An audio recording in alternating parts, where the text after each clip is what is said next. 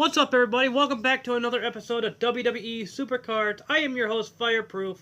This is episode 144, and if you didn't see my video a little bit earlier, PCC is here. It is a shocker to everybody because it is Bret Hart versus Ric Flair. We've had some controversy already that's saying everybody's saying because of the cards that Ric Flair is not going to win. And I will recap before I start playing again. As you can see, Bret Hart, Ric Flair, and I want to show you the undercards. Yes, you gotta go. You cannot go by the legendaries. You have to go by the Survivor cards. And I'll tell you why. If you got a good card, a good Survivor card, undercard underneath the main event card, it's guaranteed you that card is going to win. Like, you got Bret Hart, which is the event card. The undercard is John Cena.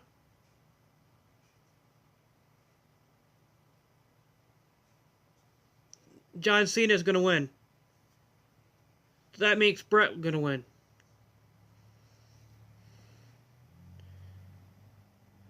Then you come down to, then I'll scroll down to the, till I get to legendaries.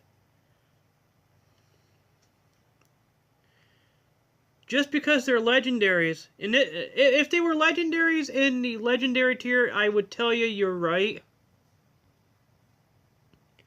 But since you got to go off the Survivor, and a lot of people are going off the legendary cards, yes, I know you're in legendary tier, people, but you got to look at the Survivor in this. Bret Hart, yes, the main event card. Mark Henry, a piece of shit card. Sorry my language, but pretty much, he's crap. He is not good in this game. He is one of the weakest ones in any of the levels that he is in, but that's how I can tell who's winning and who's losing. Now, if Sting and Cena were switched, I would agree with people. Ric Flair would win, but you got to look at it from the from the tier you got to go with, which is Bret Hart, and the undercard is John Cena. That comes to the conclusion Bret Hart's going to win. Factoid number 2. Bret Hart has cancer. That has a big effect on who's going to win too. Ric Flair, he's still on the main roster as a manager for Charlotte. We don't know why. Yes, it's his daughter, but you know, he is actually hurting her career more than helping.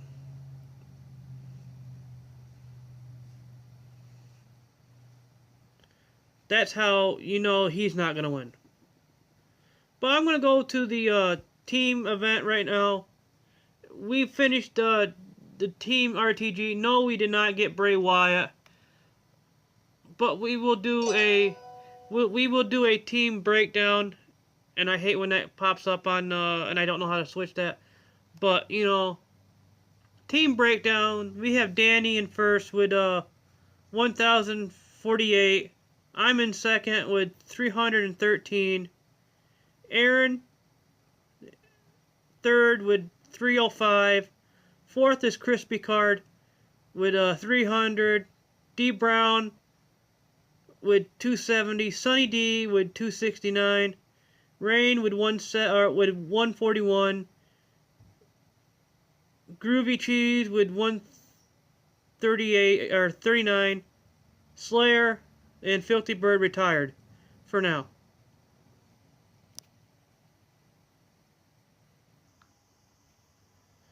Sorry about that. I had to go fix my dad's oxygen. the Oxygen Man came, so I went and did that. But like I said, Filthy Bird has retired for a little bit. We are Team Jingling is looking for possibly 4 new members, and Sunny D will probably do that on his video as well. Mention that, but right now we do know we will have a replacement for Filthy Bird. But I'm not sure about the other ones. So this is it's not my team, but I'm hoping we would get at least a Survivor Double Plus player in here, because the only 2 Survivor Double Plus players we got is myself and Danny. Yes, the rest of them are all on Survivor, which they are awesome. The cards weren't bad either. I love the cards. I know we can do better, and I know that with the group of guys we have, we can be a top 50 team in Team PCC.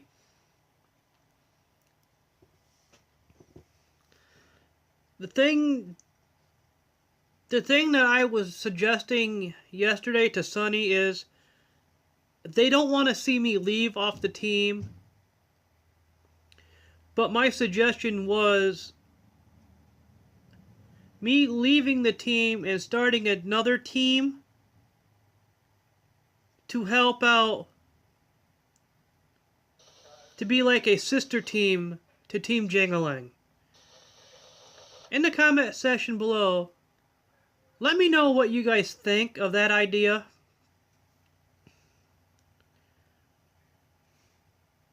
And we'll say hi to YouTube real quick.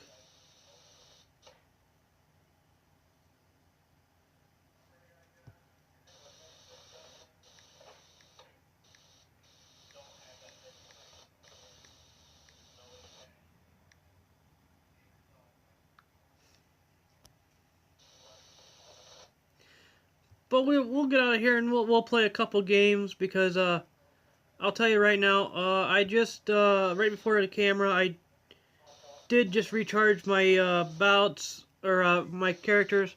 I'm leaving the Divas alone for right now. We have at least maybe possibly 4 guys in this whole King of the Ring. So, and this is gonna be this will be my deck for PCC in the comment section below. Let me know what you guys think. If I can actually run this lineup in PCC and get the event card, because I really want Bret Hart.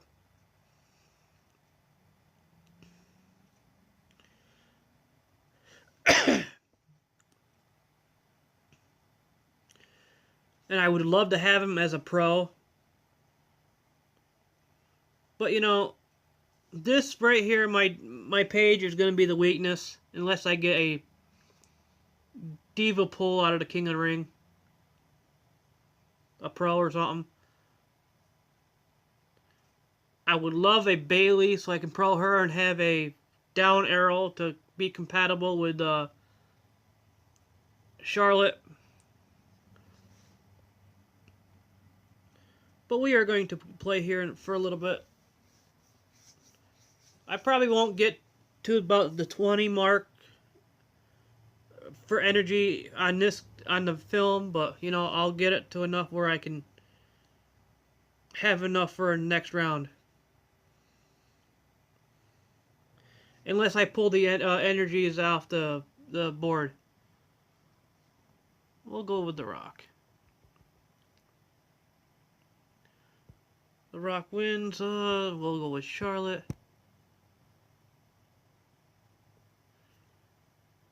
This is the only diva I would not want, and I would not wish upon anybody. She is the most weakest diva on the Survivor tier. and that is Alicia Fox.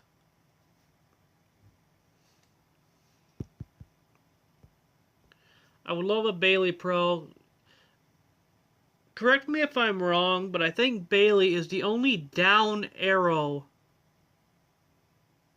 legendary diva.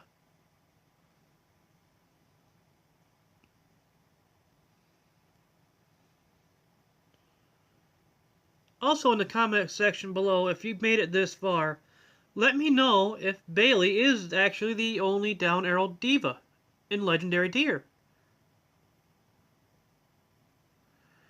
Because I know Becky Lynch is a down arrow in Survivor. Bayley is a down arrow in Survivor.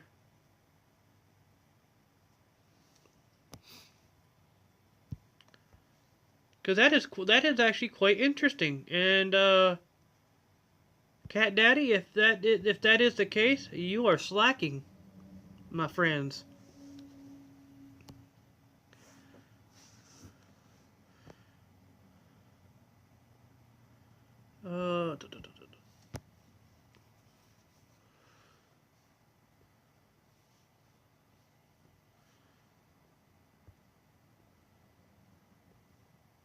As you can see, I still have my legendary cards. Paige is an up arrow. Bree is a left. Nikki is a right.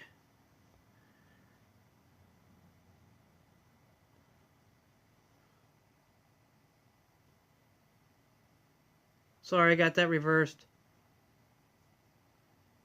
Bree is a right. Nikki is a right. Bree is a left. Sorry about that. Natalia is a right.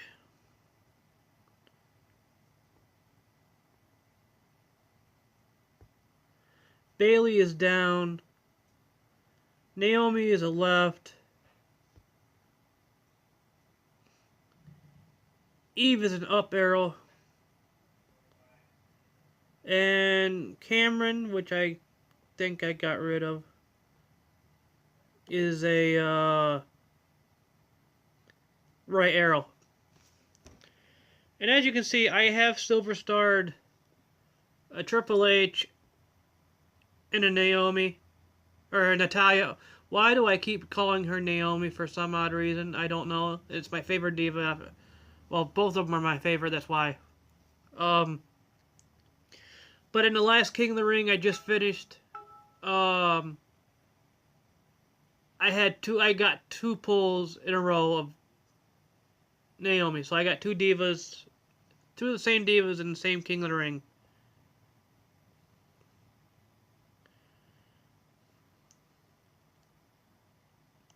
Then I have two Rocks.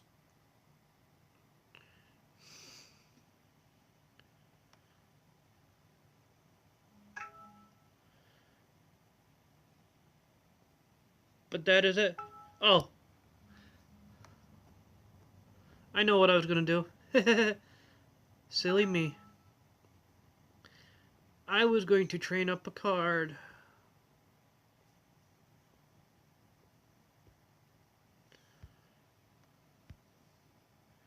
We'll train up the silver starred, since we're here, Triple H.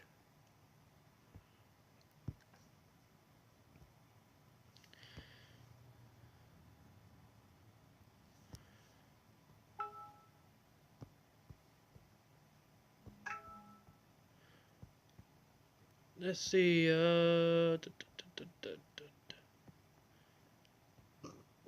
excuse me.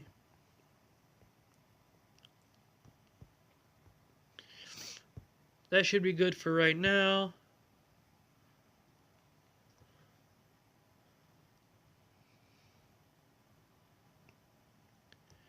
And the only reason why I silver starred them is because I don't need them anymore.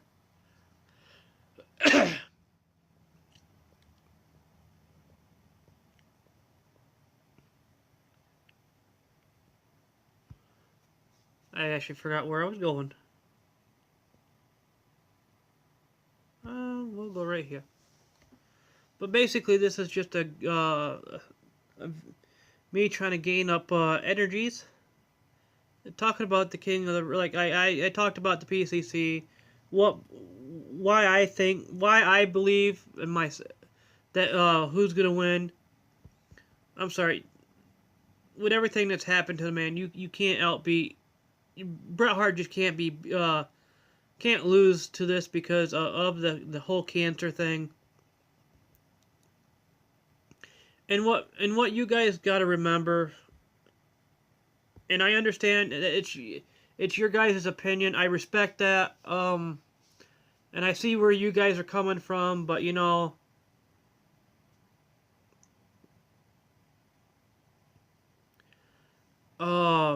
like I said, Bret Hart is battling cancer, and you do and people, if people don't realize, Cat Daddy actually has a schedule.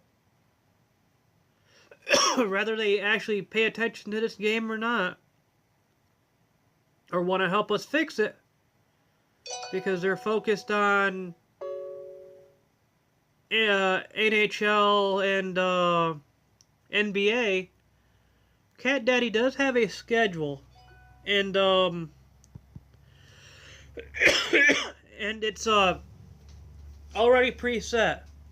We can guess. Sometimes we are right. Sometimes we are wrong. Last two we were wrong. We thought it was going to be an AJ ring domination or a Triple H ring domination, and it happened to be Kalisto. This time we were all guessing AJ Styles versus The Miz. That didn't happen either. But I do believe that AJ will be a card soon.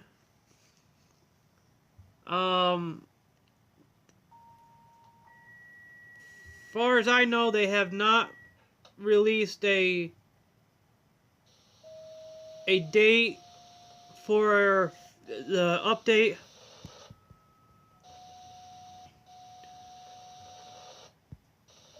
But, you know, we just don't know.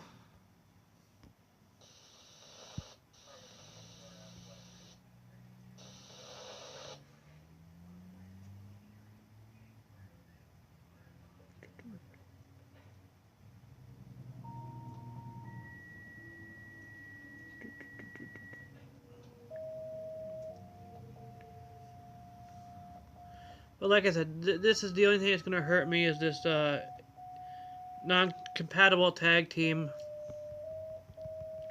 What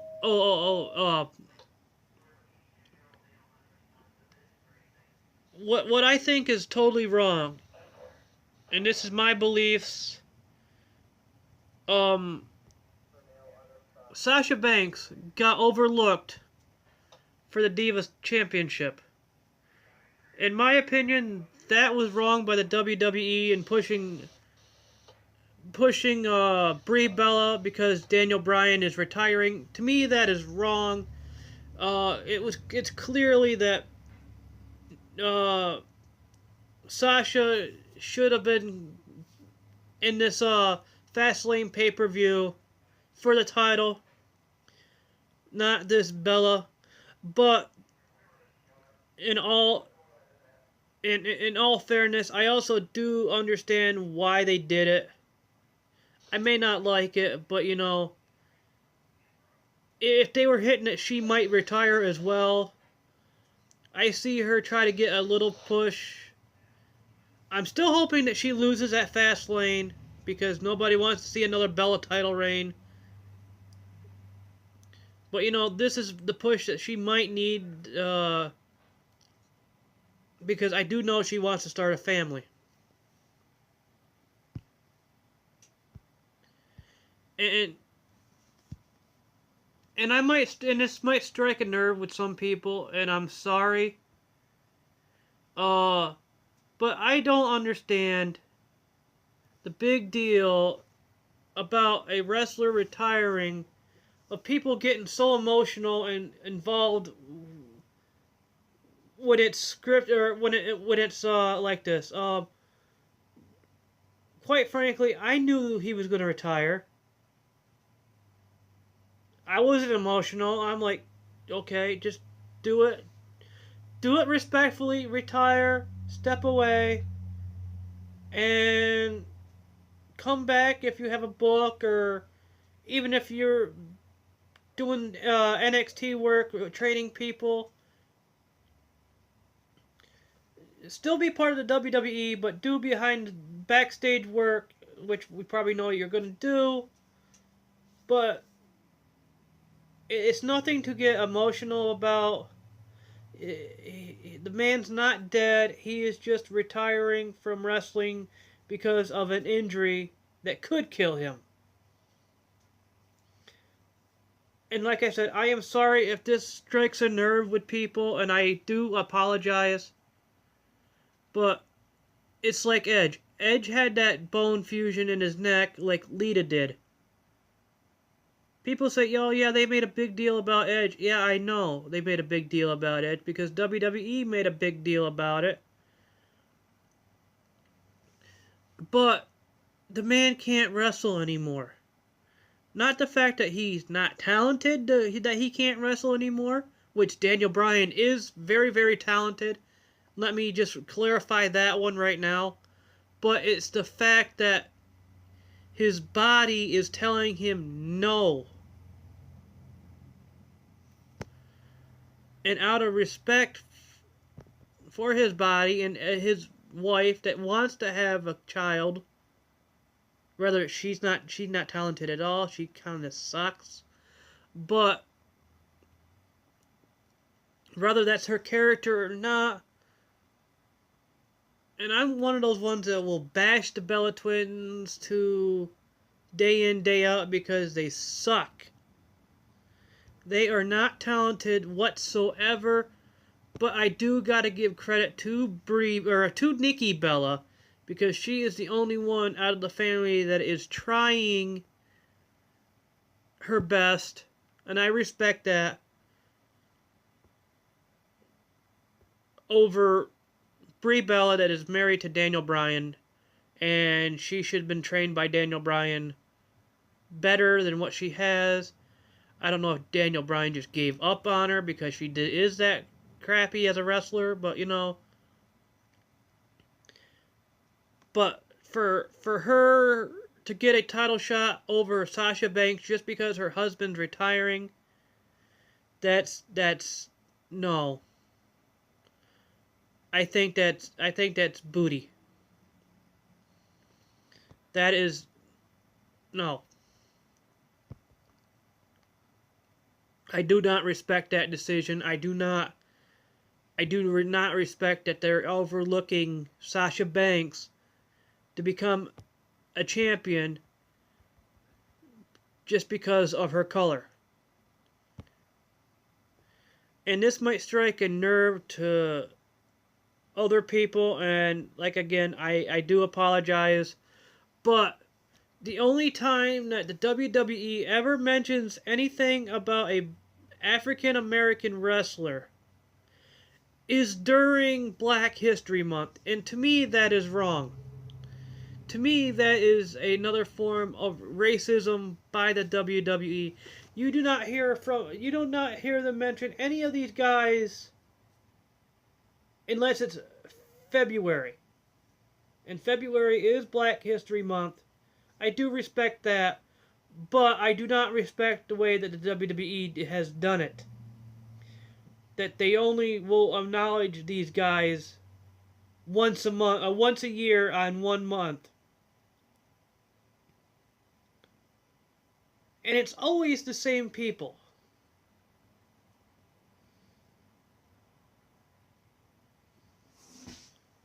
They don't add any new people to the Black History Month. It's always Ernie Ladd, Ron Simmons, which yes, he did make history being the first ever African American champion. I respect that. But it's the WWE where they're all racist and there ain't ever going to be a black champion. But people are also going to say, The Rock. I'm sorry. I'm sorry to burst that bubble. Yes, The Rock is mixed. His dad was Rocky Johnson. His mother was Samoan. He has taken the name of his grandfather, which was Mayaviya, which was Hawaiian. And took the heritage Samoan. That's the loophole that he has. That was the loophole that made him become champion. Because the biggest thing that I've mentioned either on Facebook or something in the wrestling groups that I am in, name a African American heavyweight WWE heavyweight champion. They're giving me mid-card champions, which mid-cards does not count as heavyweight titles.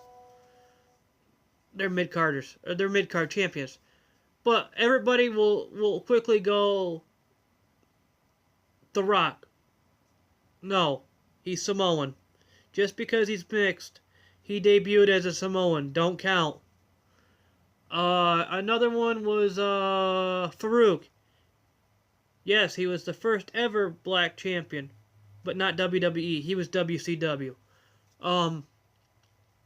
Interesting fact, if people don't know, or the younger generation does not know, R-Truth was the first ever African American NWA World Heavyweight Champion. Bobby Lashley is the first ever black TNA champion. But these guys will not get acknowledged because, quite frankly, nobody cares about the NWA title. Bobby Lashley will not get recognized because it's TNA in the WWE eyes if he ever retires and goes into the WWE Hall of Fame, unless. But he will get acknowledged for being an ECW champion. But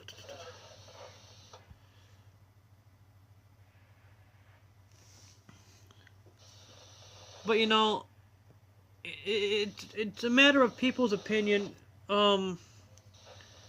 Like I said, when I've asked that question for the champions, I've gotten Shelton Benjamin, I've gotten Kofi. They're mid-card champions. They've held the Intercontinental. They've held the United States. I've had D'Lo Brown several times. But you know, these were mid-card champions. Godfather, at one point in time, I think was European champion, Intercontinental, and I think that was it because that was at those belts at that time. Like I said, I apologize if I'm striking nerves with people. I honestly, I do apologize. But these are opinions, and this is what the WWE is doing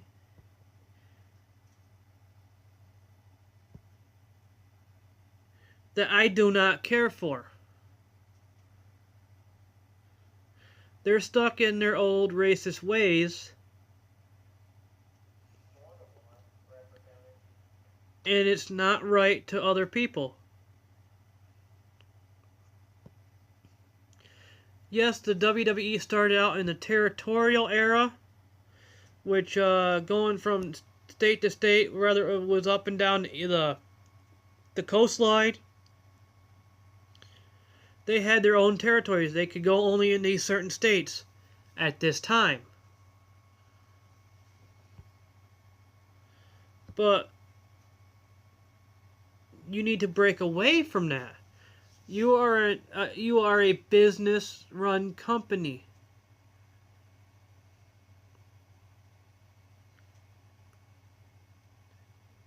And you need to be better. You need to respect your talent, whether they're talented or not, or they're just there to entertain.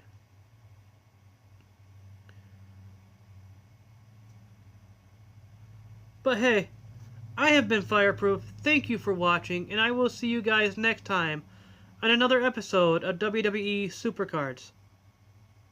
Bye-bye.